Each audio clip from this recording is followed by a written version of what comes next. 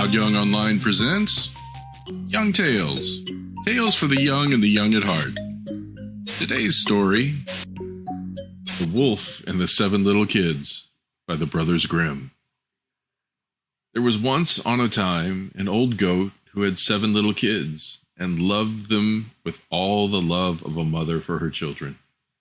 One day, she wanted to go into the forest and fetch some food. So she called all 7 to her and said, "Dear children, I have to go into the forest. Be on your guard against the wolf. If he comes in, he will devour you all, skin, hair, and all.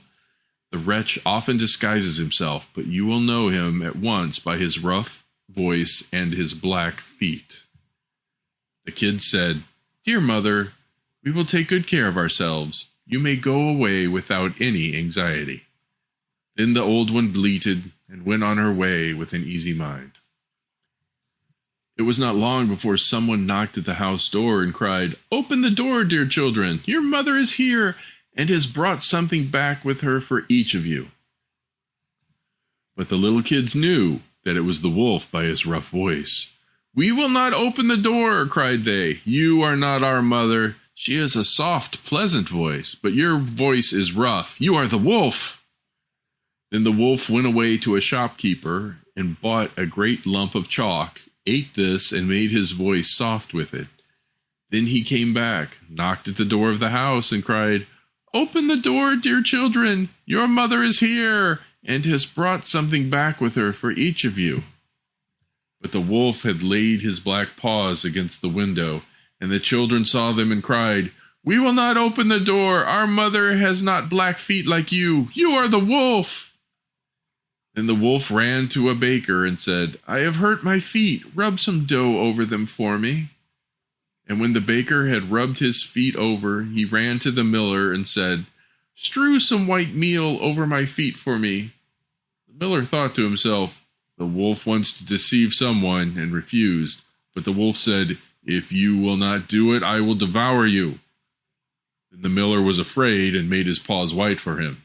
Yes, so are men. Now the wretch went for the 3rd time to the house door, knocked at it, and said, "Open the door for me, children. Your dear little mother has come home and has brought every one of you something from the forest with her." The little kids cried, "First show us your paws that we may know if you are our dear little mother." Then he put his paws in through the window, and when the kids saw that they were white, they believed all that he said and opened the door. But who should come in but the wolf? They were terrified and wanted to hide themselves. One sprang under the table, the second into the bed, the third into the stove, and the fourth into the kitchen, the 5th into the cupboard, the 6th under the washing bowl, and the 7th into the clock case. But the wolf found them all and made no delay, but swallowed one after the other down his throat. The youngest in the clock case was the only one he did not find. When the wolf had satisfied his appetite, he took himself off, laid himself under a tree in the green meadow outside, and began to sleep. Soon afterward, the old goat came home again from the forest. Ah! What a sight she saw there! The house doors stood wide open, the table, chairs, and benches were thrown down, the washing bowl lay broken to pieces, and the quilts and pillows were pulled off the bed. She sought her children, but they were nowhere to be found.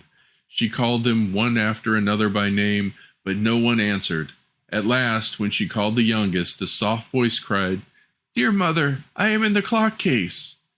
She took the kid out, and it told her that the wolf had come and had eaten all the others. Then you may imagine how she wept over her poor children. At length, in her grief, she went out, and the youngest kid ran with her. When they came to the meadow, there lay the wolf by the tree, and he was snoring so loud that the branches shook. She looked at him on every side and saw that something was moving and struggling in his stomach. "Ah!" she said, "is it possible that my poor children, whom he has swallowed down for his supper, can still be alive?" Then the kid had to run home and fetch scissors and a needle and thread, and the goat cut open the monster's stomach.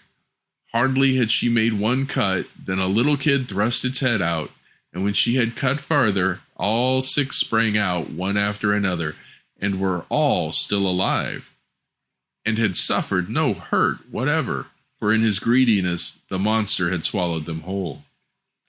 What rejoicing there was! They embraced their dear mother and jumped like a tailor at his wedding.